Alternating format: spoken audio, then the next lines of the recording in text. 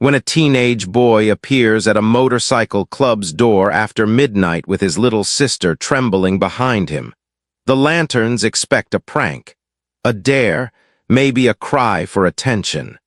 What they don't expect is the raw desperation in his voice when he whispers, "Please keep my sister safe tonight, just tonight."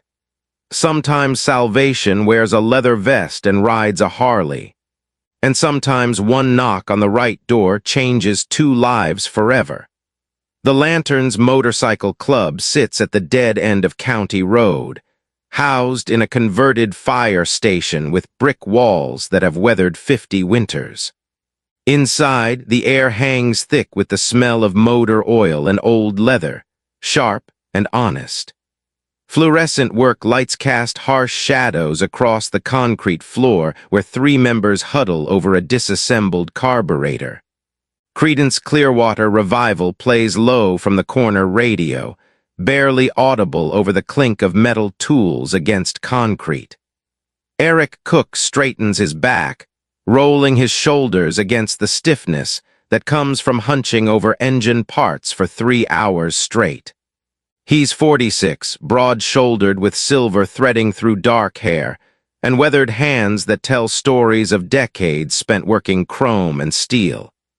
Beside him, Hawk, younger and wiry with careful, deliberate movements, adjusts the work light for a better angle. Juno leans against the workbench, her tattooed arms streaked with grease, athletic build relaxed but alert. It's 12:47 a.m. and none of them expect company. The knock comes soft at first, hesitant, barely audible over John Fogerty's voice. Then it comes again, more urgent. Eric straightens first, exchanging a glance with Hawk. Nobody knocks on their door this late unless something's wrong. Hawk's hand moves instinctively toward the wrench on the bench, not to use it, just to be ready. That's how they've survived this long. Eric crosses the concrete floor, wiping his hands on a rag that was beyond salvation years ago. He pulls open the heavy steel door 6 inches, his body blocking entry, his hand hovering near the frame ready to slam it shut if needed. A boy stands there. 14, maybe 15. Shaggy brown hair falls into eyes too old for his face, eyes that have seen things no kid should see. His gray hoodie is torn at the shoulder, dirt streaked across his cheek like war paint. Behind him, barely visible in the dim alley light, stands a little girl.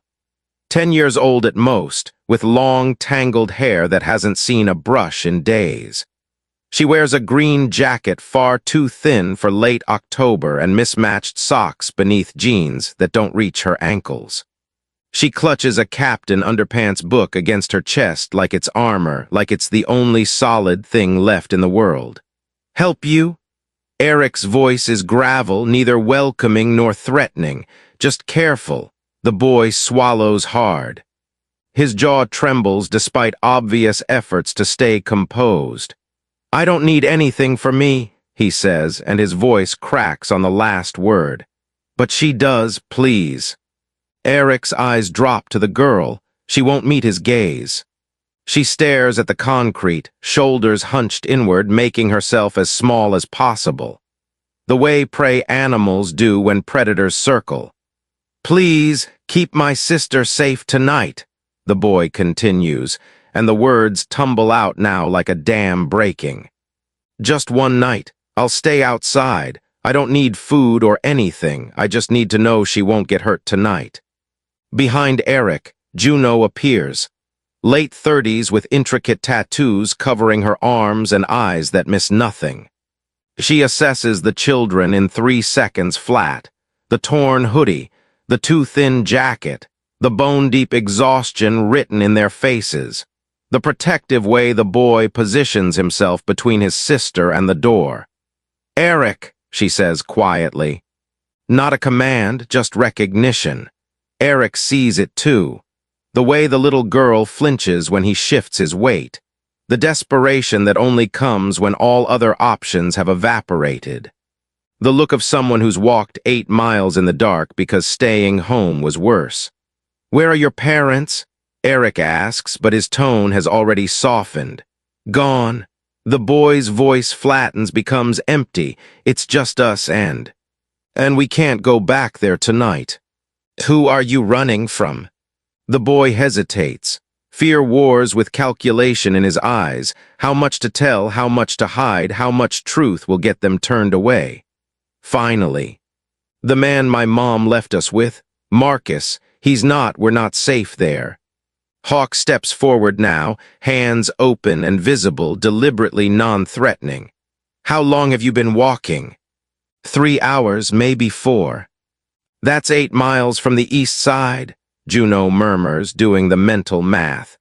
She crouches slightly, getting closer to the little girl's eye level without approaching, without invading space.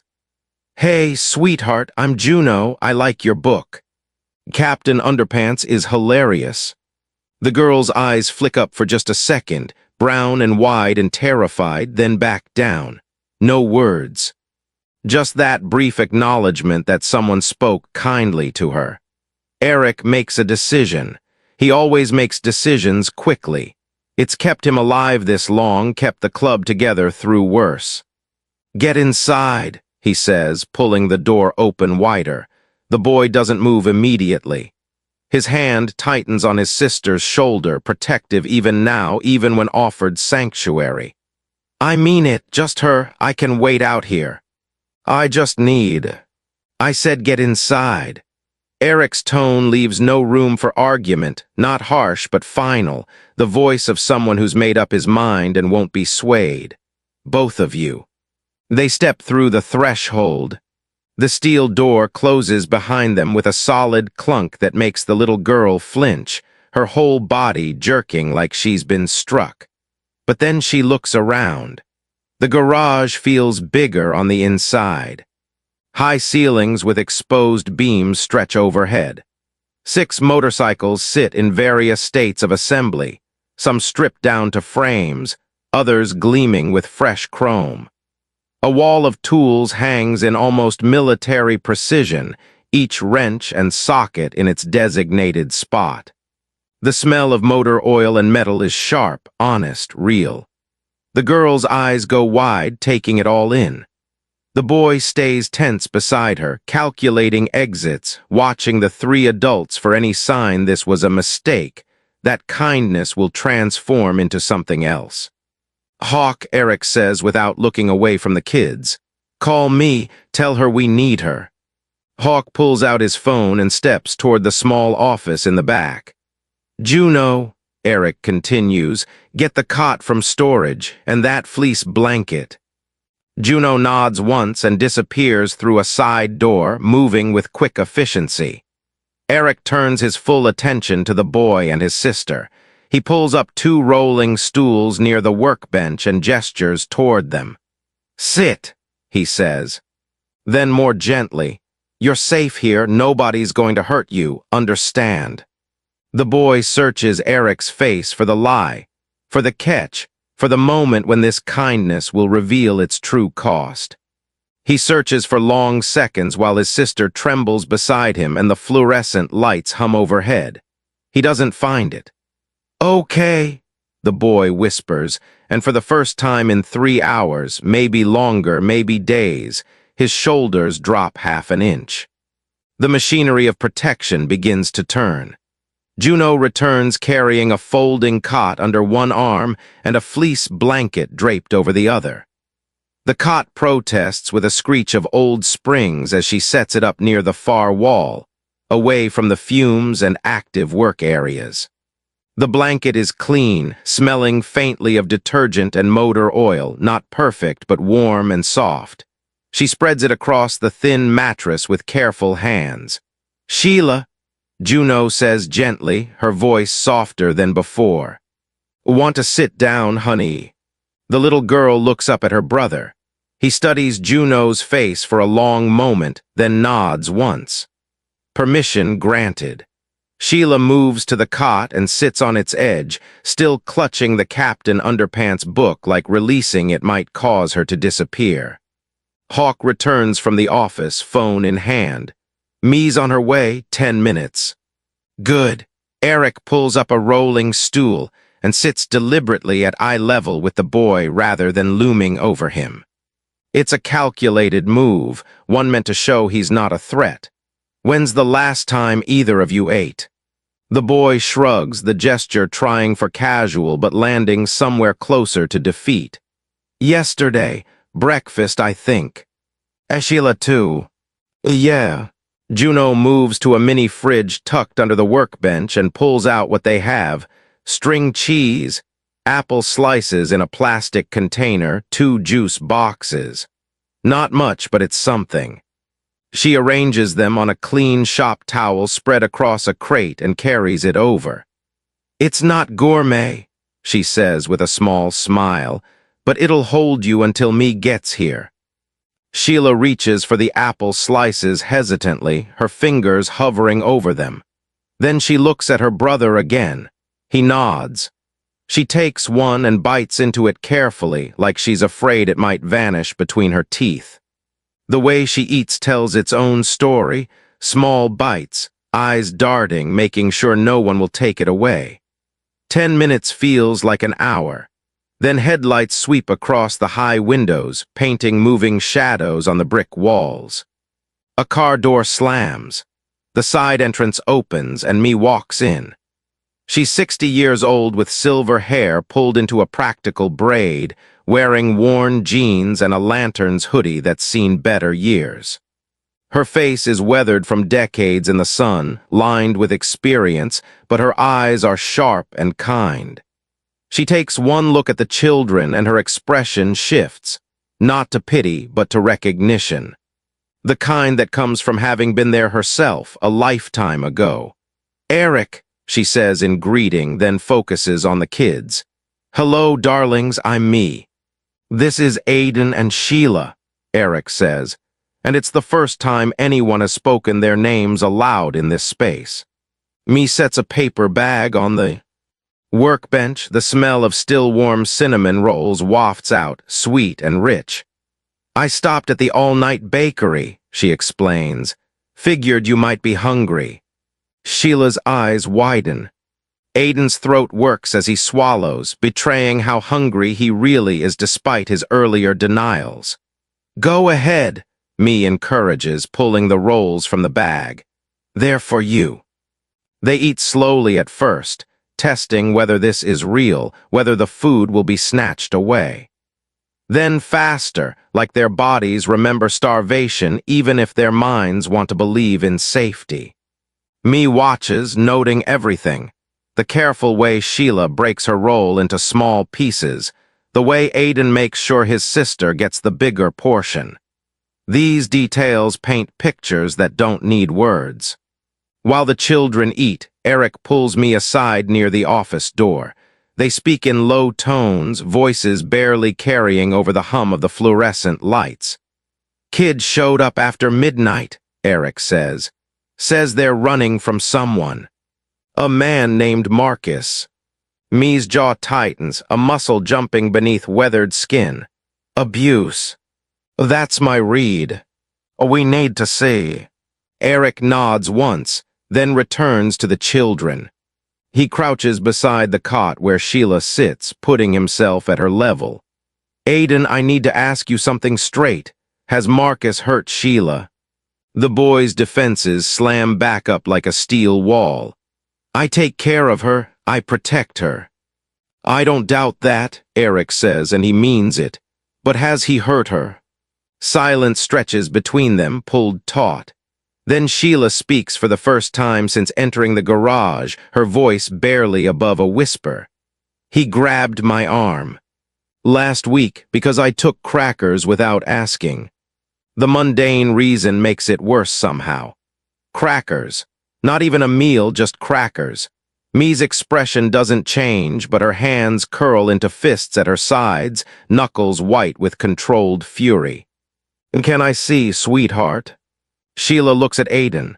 The moment extends, brother and sister communicating in that silent language siblings share.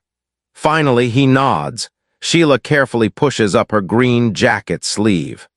Bruises mottle her upper arm, fingerprint-shaped. yellowing around the edges but still clearly visible. Mi's trained eye spots others on her other arm, partially hidden by fabric. Juno steps forward, professional instinct taking over. "I used to be an EMT," she says gently. "Can I check you over just to make sure everything's healing okay? I won't hurt you, I promise." With Aiden sitting right beside her, his hand resting protectively on her shoulder, Sheila allows the examination. Juno is methodical, gentle, thorough. She finds more, a bruise on Sheila's shoulder blade, dark and ugly. Another on her ribs, faded but unmistakable. None are fresh enough to require immediate medical attention, but together they tell a story that makes Juno's jaw clench. "You're a tough kid," Juno tells Sheila when she's done, forcing warmth back into her voice. "These are healing up good." But when Juno stands and walks away, her face is grim as death. The adults gather near the office while Hawk stays with the children, showing Sheila a simple game on his phone, something bright and colorful and wonderfully normal. "We call this in," Mi says immediately, voice hard with certainty. "A CPS and police." "The system doesn't always work," Juno counters, crossing her tattooed arms. "You know that. They could end up separated, bounced around foster homes. Or back with Marcus if he's got legal standing," Hawk adds quietly. Eric holds up a hand, commanding attention without raising his voice. "We do it right. We call people we trust. Daniel Chen, he's the CPS investigator who actually gives a damn, and me's got fostering credentials." Mi nods. "I do, but it takes time for placements, Eric. We're talking days, maybe weeks." "Then they stay here until it's sorted," Eric says flatly, leaving no room for argument. "My sister Rachel's a family attorney. I'll call her first thing in the morning. She'll know how to navigate this." "What about Marcus?" Juno asks, her voice dropping lower. "If he comes looking." "He won't find them here." Eric's voice is iron, absolute. "And if he does, he'll wish he hadn't." The words aren't a threat. They're a promise. They return to the children. Mi sits on the cot beside Sheila, her movements slow and deliberate, giving the girl time to adjust. "Sweetheart, would you like to sleep for a while? You're safe here. We're going to figure everything out, okay?" "We can stay," Sheila asks, and the disbelief in her voice could break hearts. "For as long as you need," Mi confirms, and she means forever if that's what it takes. Sheila lies down. Mi covers her with the fleece blanket, tucking it around small shoulders. Within minutes, exhaustion claims her like a debt finally paid. The Captain Underpants book rests on the concrete floor beside her, still within reach. Aiden doesn't lie down. He pulls a stool close to the cot and sits, watchful, unable to let his guard down even now. Old habits die hard when they're the only thing that's kept you alive. Eric approaches and drops a hand on the boy's shoulder. Aiden tenses but doesn't pull away, progress small but real. "You did good, kid," Eric says quietly. "Bringing her here, protecting her, but you need rest too. Someone has to watch." "We're watching, that's what we do. We protect our own." "We're not." "You are now." Eric's voice is gentle but firm. "So close your eyes for a couple hours." Aiden looks up at this man, this stranger with kind eyes and a leather vest who's shown him more care in 2 hours than Marcus did in 18 months. He searches for the lie one more time and finds only truth. "Okay," he whispers. He lies down on the concrete beside the cot, staying within arm's reach of Sheila, still protecting but allowing others to help. Within minutes, he's asleep. Eric, Mi, Hawk, and Juno stand watch in the dim garage.